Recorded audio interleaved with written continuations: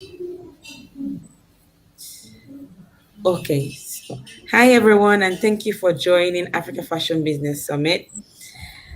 Today, we would begin a new series on telling the African story through fashion. But before we go on, I'd like to talk about the Africa Fashion Business Summit. It is organized annually by Legendary Gold Limited in collaboration with the African Union, and it has been held annually since 2016 at the African Union headquarters in Addis Ababa. It takes place as one of the activities that marks the African Fashion Reception, which is to know more about the African Fashion Reception, kindly visit www.africafashionreception.com.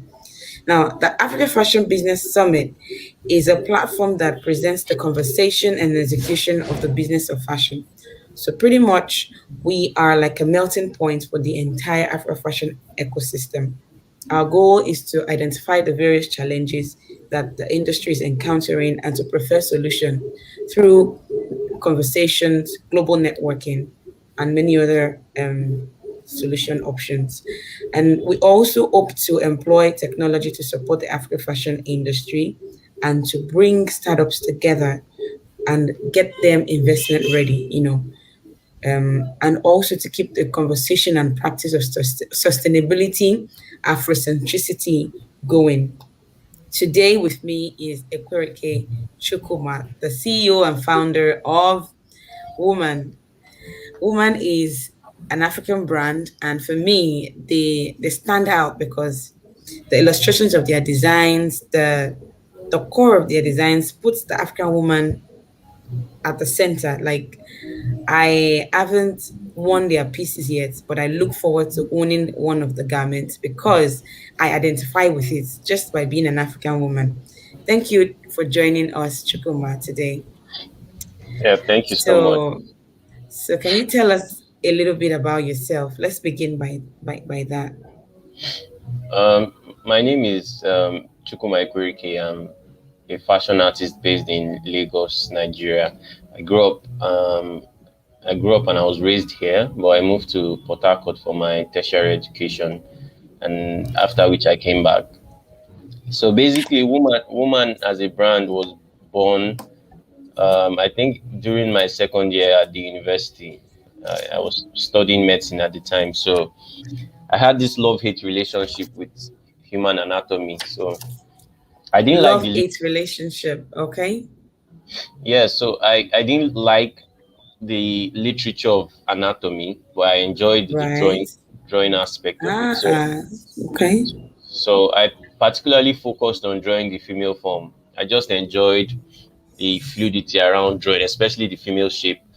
So I saw myself doing that over time, and at the same time, my personal style and which was eccentric, according to a lot of people, was developing at that time.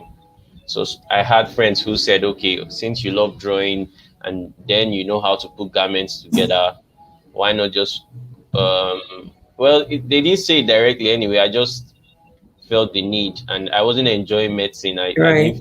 I didn't feel I was going to become a medical doctor or I was going to enjoy it as a practice. So Okay. I founded my brand in 2013. I remember I started with a competition, DSTV Fashion Protige in 2013. And Okay. from then, I moved to Port Harcourt International Fashion Week in 2014. And in Okay. 2015, I was selected by Lagos Fashion and Design Week as one of the emerging designers.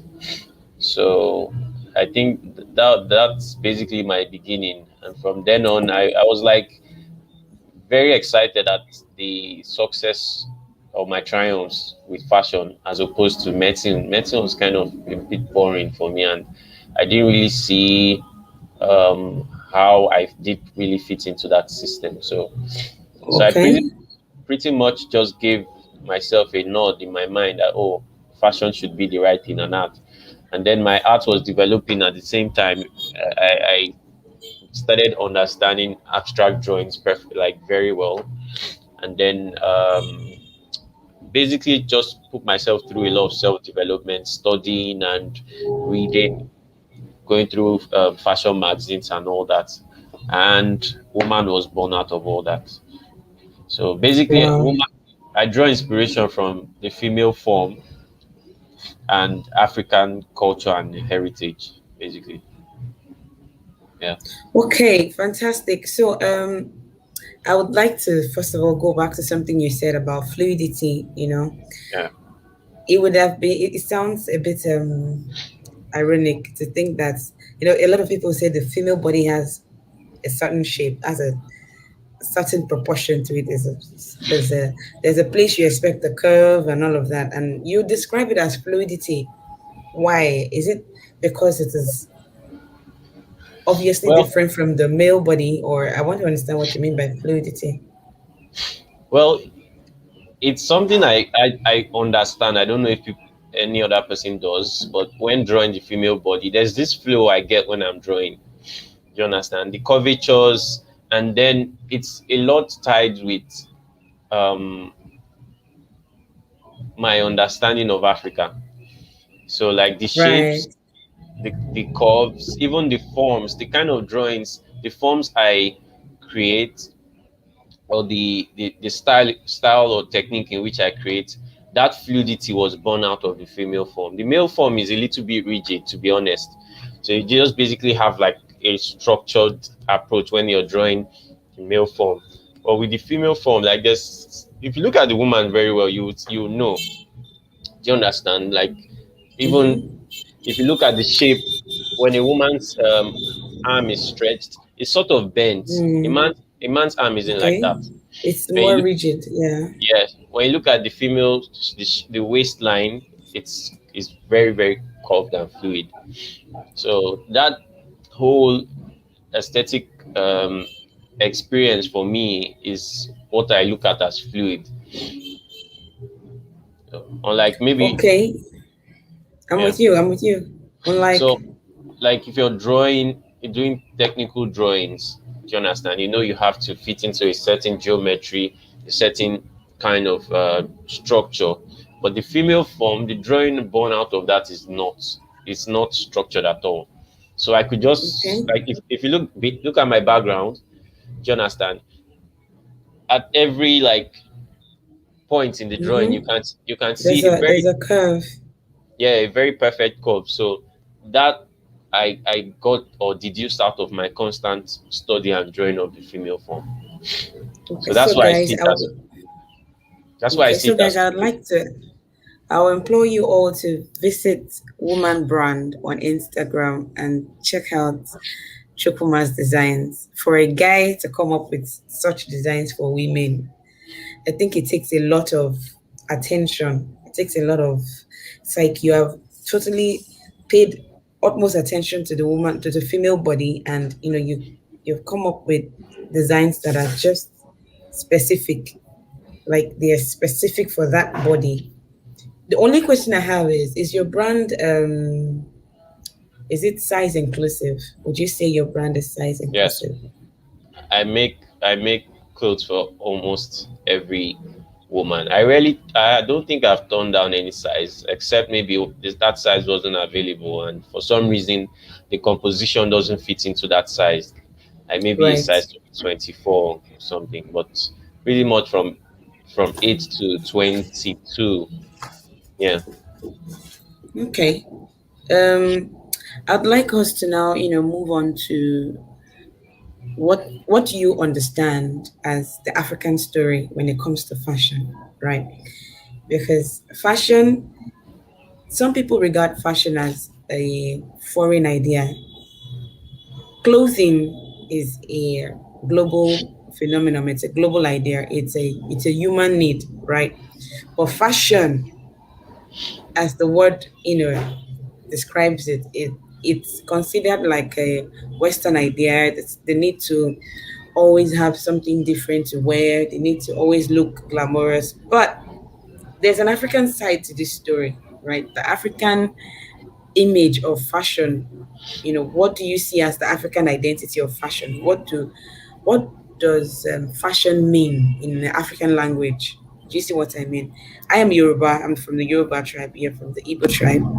Fashion, as if we look at it traditionally, not the modern traditional fashion. I mean, the traditional fashion proper. Yeah. Fashion had a specific description for the Igbo people. For the Yoruba people, there was a specific definition. When you see a certain kind of attire, you understand that that attire is for this tribe, this people, and that's what they understood as fashion. Goes as far as textile patterns, cuts, shapes, silhouettes, occasions. Do you see what I mean? So I want you to Yeah. tell us what you see as fashion, keeping in mind your heritage as African, but more importantly as Igbo or from the eastern part of Nigeria, and the influence that Western education and the sudden emergence of global fashion, into African fashion, the influence of that on your definition. So take us on that journey. Well, even though I've read stories about how fashion emanated from the Western world, like how their own history, well, I just choose to say fashion isn't um, is not rooted in any particular um, philosophy of any particular people. It's something that has always been there. If you look back at, for me, what is fashion? Fashion is simply expression. Do you understand? It's clothing, yes, it's garments, it's shoes, it's accessories, but it's the Right, express. It's the expression. How do you put these things? How do you carry them? How do you wear them? That's what fashion is for me.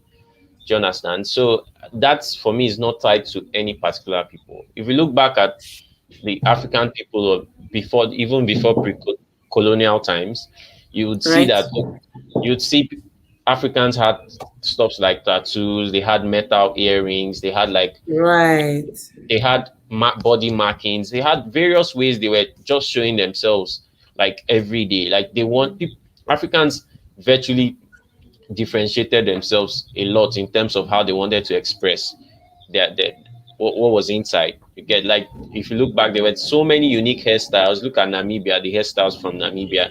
Look at the shoes from Ghana, the right, gold made shoes and sandals and all right. that. That's basically what fashion is. So I don't think I would tie it to any um, particular group of people and say, okay, this is where it originated from. No, it every group of people had their own way of expressing themselves, and that's what Right. pretty much African fashion is. Okay, so um, for you, Yeah. I really wish we could look at some of your designs right now. However, for you, what I would say is that would you describe yourself to have, would you say your brand was influenced by just your study of anatomy in school or by the modern conversations? Because I'd like to know, are you pursuing any ethos such as sustainability, slow fashion, and things like that?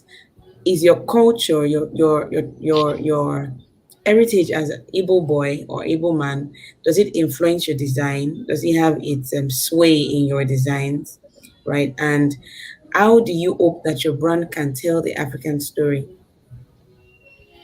Because Um. I look at your drawings, and they do not just remind me of the female figure, they also remind me of African art, right? Those figurines that we've seen as part of our history in Nigeria and Africa. So I want to hear from you. What do you have to say about these things? So I think I just love the fact that even though I'm Nigerian or I'm Igbo, my design spirit, my origin is particularly in no country in Africa. It's in all the countries, funny enough. So I Okay. would tell you, even though, okay, I have, apart from Nigeria, I have a little bit of maternal background in Equatorial Guinea. But then my spirit kind of sways from um, different African countries. If you look deeply, I'll critic like very much deep into my drawings, you would see even traces of Egyptology, like Egyptian history. If you look at some, you would even see a little bit of Adinkra, which is Ghanaian. So Basically, Mm-hmm. I just feel like the continent expresses itself through me. You get, so like Right. that's why I always say Africa is it's female. I look at it as female. Do you understand? So the Yes. whole concept of the fluidity and female form is all transcending. So it's not even me who is. I don't think I'm the one coming up with these ideas. You get, it's just the continent. Yes, God blessed me with this gift, but it's the continent expressing its rich history, its spirituality, its its It was the the depth, continent expressing it. the depth of its culture, of our culture through me. So the symbols you Right. see, the symbols, the motifs, the patterns are not peculiar to just one country. Do you understand? So Right. every day Okay. I'm discovering like that, oh, maybe there's this drawing I did in the past that is actually tied to a certain country. And sometimes it's not even just only Africa, it's even universal. I have a scroll of symbols I did sometime in 2015, which I've been looking at it over the years, and every day I just find out that one symbol is tied to one particular place in on earth. Okay. You get, so You've I mentioned a few countries. You've mentioned Equatorial Guinea. yeah. What's your root with Equatorial Guinea? So my maternal family basically lived there. That's where my mom was born, grew up, her, all her family basically. And my mom was Okay. my grandma is a designer too. So Right. so basically too And she some was from Equatorial Guinea. no, they're from Nigeria, but that's where they lived. Okay. Yes, that's where Okay. they live. So basically my expression isn't tied to any particular country. So Right. I'm Nigerian, but I can tell you tomorrow that I'm from Ghana. You get. Okay. So that's the thing. The most important thing is that I'm African, and I choose to imbibe like the culture of the continent generally. So I Okay. appreciate So every every tribe. tribe. Yes. So what is your brand aesthetics? Do you think that your brand is um, strictly African when it comes to drawing inspiration? Because telling an African story is not in these modern times is quite relative because we are constantly being inspired and influenced by Western ideas, and Western ideas is not even called Western ideas anymore. It's just called contemporary fashion, right? That's the term they use now. So would you say that your brand is still the inspirations for your designs are still strictly African? Would you say they're 100% African? Well, to be honest, I can't say if it's 100% every day. Due to globalization, we are faced with different cultures. Almost nothing is 100% pure, to be honest. There's just one way or the other. Even if you get the symbols from here, I get the symbols from here. Just maybe there's a silhouette I must have subconsciously learned from looking at the internet. You get, which I can't say specifically is tied to Africa. So it's a good thing to also take in various inspirations and find a way of weaving it into your work. But then the message, the originality of my work, the core mess, the ethos and the aesthetics is purely rooted here. I'll be honest about that. So, but in totality, when I'm creating, I open my mind. I let my spirit be open to as many um, ideas and as many inspirations as I can feed from. Yeah, because as well as much as I'm creating from Africa, my work isn't tied to only Africans. Like anybody can wear Yes. my work. I've had That's exactly where I'm headed. I'm with you. so I've had customers from like various parts of the world, like Australia, France, um, Guyana, America, UK, like different places. So and this sometimes they this like these people who are not necessarily Nigerians, Right. they are even able to interpret my work in a way So it just goes to say that it's not, it's created and rooted here from here, but it's not tied to any particular people. Like as many people as possible who want to um, engage with my work, they are free. So So that's exactly what we mean by telling the African story. Your designs are not by an African for Africans, right? They are pretty much by an African for the world, right? yes, So yeah, anyone that has the access to your product can actually experience an African story, right? So yeah. I have two questions now to ask you. One is, these people that are outside the continent of Africa patronizing you, are they of African origin or are they Europeans, Americans? Do you see what I mean? Are they persons of white color, maybe Latin Americans? Are they, or do they have any roots in Africa? Because in a way, if you say that they sort of have an understanding of your silhouettes and your drawings and all of that, then I'm curious to know, are they of African? Do they have any affiliation to our culture, to our continent, to our color? Yes. So sometimes I do not know them particularly. Like some sales that comes through my websites, I may not necessarily know the person, but Right. sometimes or most times I do know them. But one thing I'll tell you is my family, which I refer to my customers as my family. There's one thing we all share, which is love for Africa. Do you understand? Mm, So most people who buy my work or who engage with my work are people who genuinely want to understand the African story, wants to to be propagate it. recognized with. Yes, Right. want to affiliate with it, want to propagate the message, and want to genuinely impact on the continent. I must say that. So that's one thing we share. So that love, that interconnectedness is what brings us together, basically. Okay, so let's put it this way. So, what story are you telling? If you think about all of your work, you think about all the things that, all your drawings, where you've drawn your inspirations from, what African story are you telling, or is woman telling? Can you describe it? It doesn't have to be a word. It can be like a description. It can be a story. What story are you telling? So every day, the stories are not particularly one. It's not just one story. Africa is so Right. diverse. Africa is Right. filled with so many occurrences, events, histories that every day I just find out that I'm learning and getting to understand. So I work sort of spontaneously in terms of how these ideas drop into my mind. And immediately they drop, I just relay it in form of the arts, which is like the drawings, the illustrations or symbols. So sometimes it's story about the female, like the woman. Sometimes it's about African men. Okay. Sometimes it's about African men. Okay. Sometimes it's about injustice, societal ills. Sometimes it's about Right.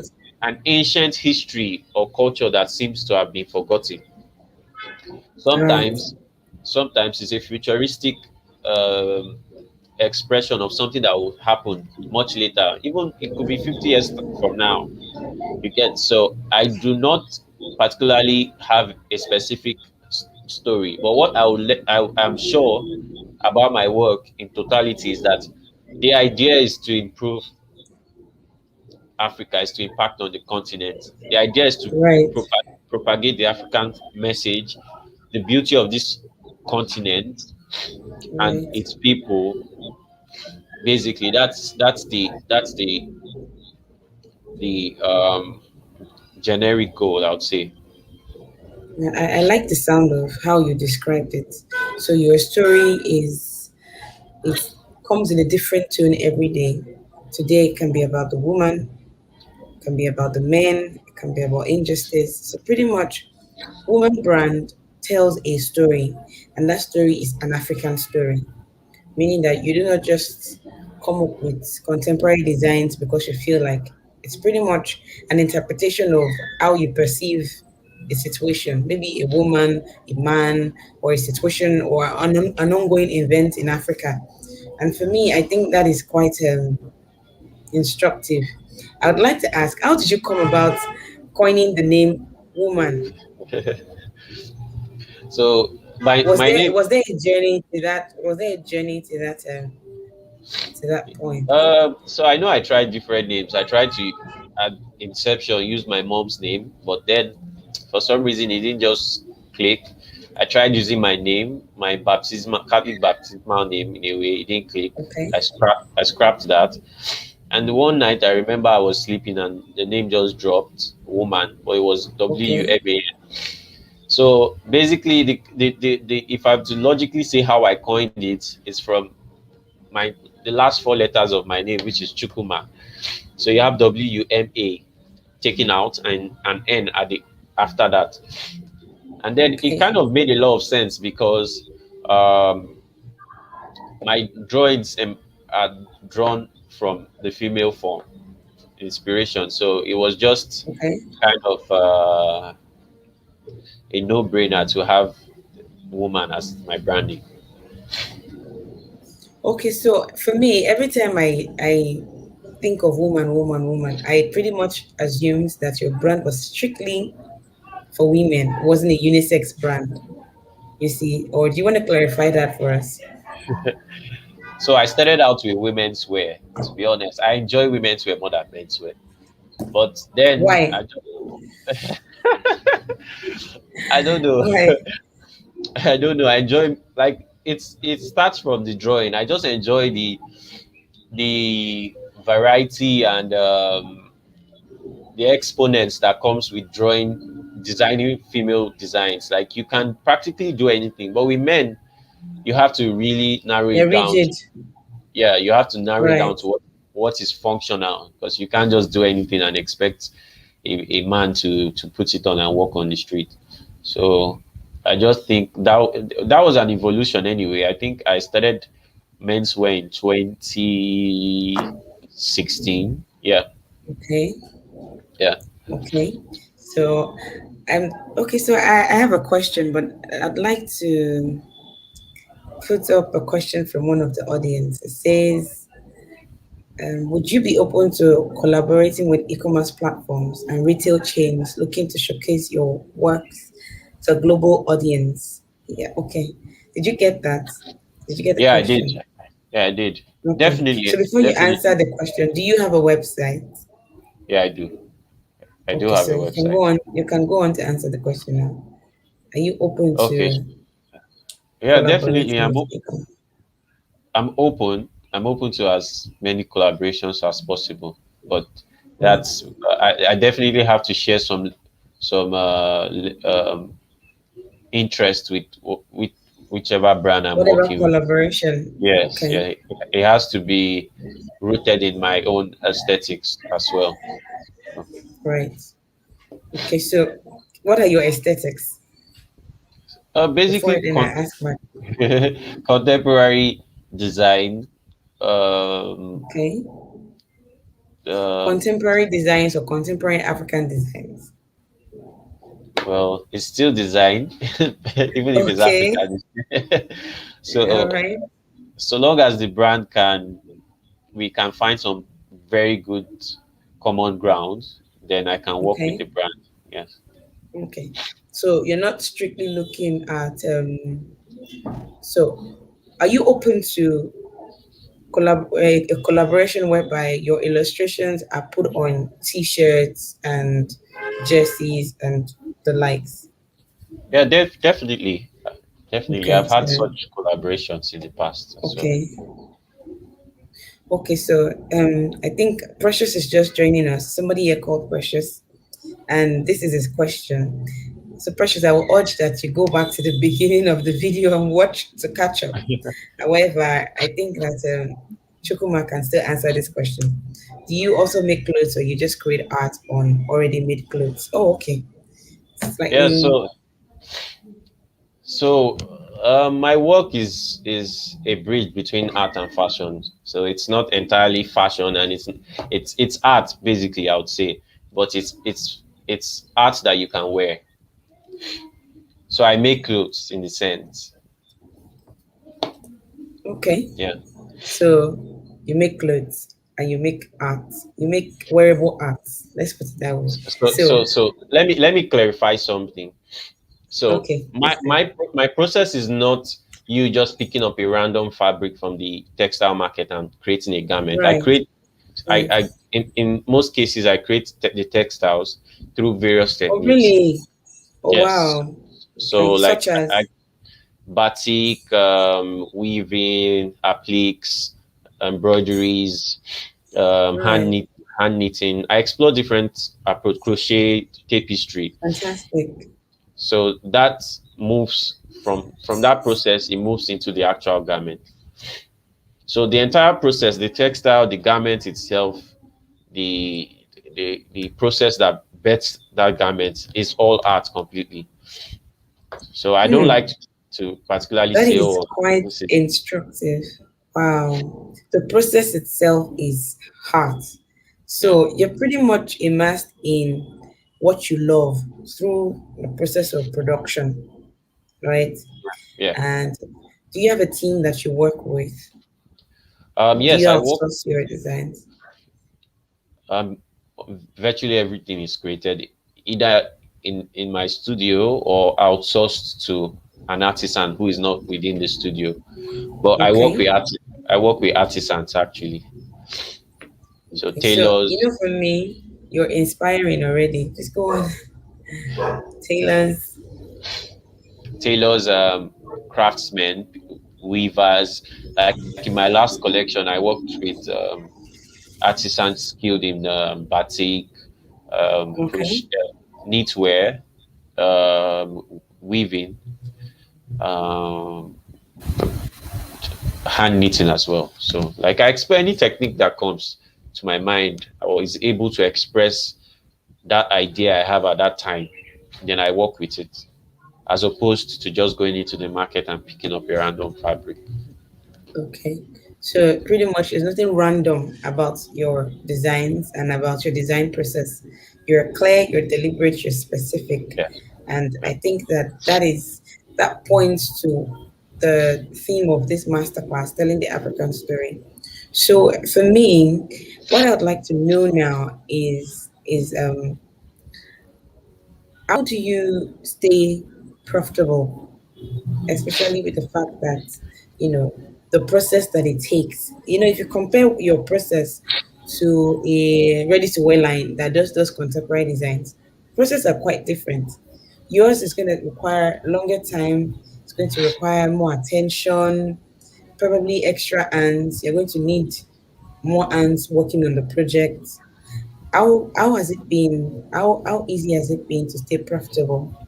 And and that's one. Then two, is it um how do you put a price to being artistic, being an African artist? Do you see what I mean? Because the first yeah. one is how has it been, how easy has it been to stay profitable? And the second question is, in your bid to tell an African story, right?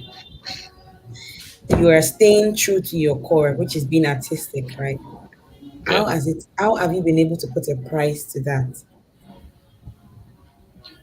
Well, let me start with the second question. So, Okay, to be honest, there's no specific value to art. Only the artist can give it a value. But because I work within the borders of fashion, I just have to look at the cost. First of all, the cost of production, okay, the time and the value attached to the work, and all this has to be okay, put together within the reality of what is possible to sell.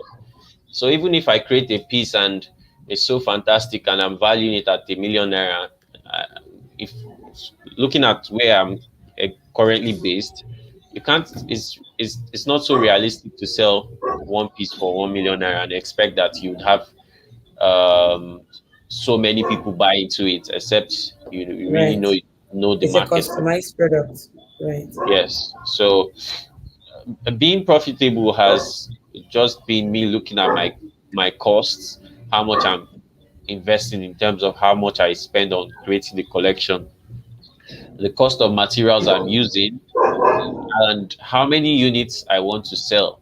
So Right. as opposed to fast fashion and people who do mass productions, I do not, because my work is created within moments of grace. Each piece is like, it's like I'm making a painting for that particular customer. So Right. I have to take my time. Right. I don't just jump into it. Sometimes a piece which may be stipulated at a timeline of 2 days can end up being produced for 4 days if the mood is not right for it. Because Right. when a client places an order, it's more like I'm creating that piece for that client specifically. So even though someone else may have that piece, but that's the the aura and the the mood in which that piece is created is particularly for client who orders it. Right. And it's not going to be the same for another one. You understand? Even though it's the same composition in terms of it's the same fabric, it's the same motif and all that. So this is what I look at as a sacred process, and that's for me. This is how I've always approached design from day one. So when the whole trend of sustainability came up, I was pretty much surprised because for me, African designers are sustainable. I don't know how many Mm-hmm. African designers produce 200, 500 units per piece or per design. Well, I understand what you're saying, but even in Nigeria or in Africa, we can still it's still relative. What you do Yeah, is falls under sustainability, very much so, because you go as yeah, far as considering the fabric to use, the kind of dye you want to, yeah, apply on your fabric. You yeah. you you have described your work as creating a painting for a customer. That is being Sort of. sustainable, meaning that sort of exactly. So meaning that in 5 years from now, even if the client isn't wearing that outfit, the client most likely wouldn't want to let go of such outfit. Do you see what I mean? So it can actually move on from being an outfit to an Can I art. share? Can I share a Yes, story with you? please. So Yes, please. I think in February this year, I met there was a client of mine who I was with, and then she brought out all of the garments she purchased from my brand, and I could Wow. see I was just stunned because I could see the how careful she was with folding it, how she placed Mm-hmm. it, the box in which she placed it. I felt like that was her favorite box to start with, and the way she handled the piece, I was surprised and like, oh, she actually feels the sacredness of these pieces, Exactly. and I can tell you for a fact, many of my clients, or if not all, share that same mindset. So right. So I think that's exactly the story your brand is telling.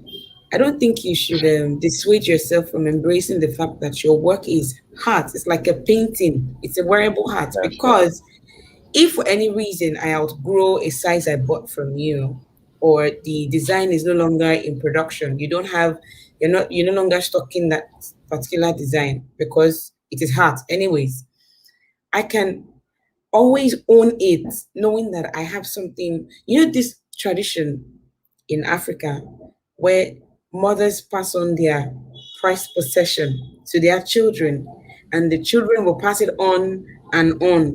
Same applies to the kind of designs you make. I don't know the name of the Igbo rapper, Georgette. I think it's called, yeah, I think it's called. George. Women cherish. They are It's like George. an asset. It is like gold. It is the fabric equivalent of gold for women from the East, right?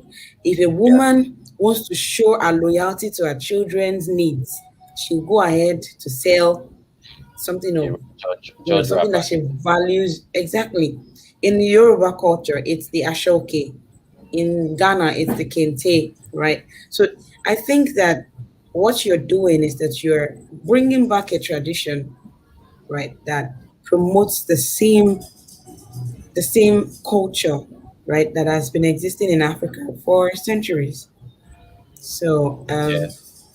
this will bring me to my next question. Now that we both have come to a, you know, convergence, what do you have to say to young designers in Africa who are towing your line, who are also artistic, who are creative, who have ideas, inspirations that are in quotes traditional, and maybe they are skeptical, as to how they will become profitable, as to how they'll become a business. How do you encourage these ones to tell their story through fashion? I You're think muted. yeah, Okay. I'll start by saying for most young upcoming African designers, they really need to look inward in as much as they want to be universal in terms of where they are going to with their brand. But they need to look inwards and draw inspiration from the inside, which is from their own DNA as Africans in terms of design. Because for me, like I put up in my presentation, I said within each African designer is a DNA with codes of tradition that is potent. It is left for the Hmm. designer to tap from it and develop. And then I think, and one more thing is African designers need to stop the error of seeing success through the gaze of the West. So like, Mm-hmm. because it's not just realistic. If you ask me, we need to, if we are to develop an industry that is inclusive for us, that is very that's well tailored to our own growth as a people, then we have to, we can draw inspiration from anywhere in terms of learning and how technical know-how as to how things are Skill done. up, skilling, Skill, yeah, upskilling and all that. yes, but then the reality in terms of how we want to grow should be rooted here. And designers need to be very patient with the process. It's a process, an evolution. You just one day at a time, one day at a time. You have to also do a lot of research. Like sometimes, if if you leave me as a person, I can spend 2 years working on one collection. Like it's strange. I've had people who Mm. who always quarrel with me about that. Like I'm so slow. Like, but they don't know I spend a lot of time going Time through researching. researching because I'm intentional. Like for me, for every one design you see, there are like 100 designs on scene I scrap. Right. So because I want to be very, very purposeful with what I'm creating and honest about the stories I'm telling. So designers need to be patient. It's also good to look at profit, definitely, but do not differentiate profit from impact. In today's world, and Wow. thanks to the pandemic, I believe people should somehow have been able to see that, Reevaluate. yeah, reevaluate what it means to succeed, and as well look at um, the affinities between profit and impact. They are not separate, but before, by Mm. capitalist standard, they are separate entities, but they are not separate now, if you ask me.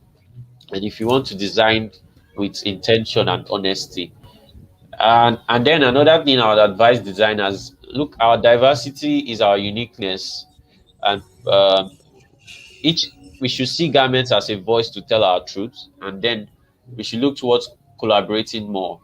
That's my advice for upcoming designers, basically. I think that you have said so many. Um, it shows the principles of you as a designer. It shows the value you place on your brand. It shows the worth of your designs, and I applaud you because you're making Africa proud. Um, Thank you. what I would say also is that um, I would like you in the nearest future to probably partner with a few designers who would speak with you privately about this. Are you open to internship, taking interns? Are you open to, helping people harness their artistic skills in fashion design? Do you see? Most of the time, many young designers tend to fall for you know, they tend to fall prey of the idea that, oh, contemporary is the way. I'm glad you said you don't have to be universal. every time I think about the Asians, that's all I see. They are not universal. They've stayed true to their identity, to their culture, to their people over the years, and the world is now has now embraced their language, their culture, their work ethics, and all of that. I would hold you by your word when you say Dami, that, you know. can I say something? Yes, So please. what I mean is they should be rooted in their heritage here and reality Exactly. as Africans. I But then totally get that. they can be universal in scope or expansion. So if you have to move to Taiwan, for example, to sell your garments, fine. But your story should be the story of someone coming from Africa. You can't be an African and be telling a Taiwanese story, for example, like a Taiwanese will tell it. You get, and that's the error I'm trying to correct. So much as you have your growth plan to be universal, you should always remember that your roots are from here, and you shouldn't discard that at all. It should be the forefront of your work. Fantastic. Thank you for clarifying that. Yeah. Okay. Uh, so this will bring us to, we need to bring this to an end. I would like to thank you, Chukuma, for making out time for being here. We have a series of events, summit, reception that would be held in October in Addis Ababa, and it'll be that virtual experience and virtual platform for people to participate, and also participate in the workshop, in the summit, and in the exhibition. We would look forward to having you as part of those that will participate virtually, except if you'd like to join us at Addis Ababa. You're welcome.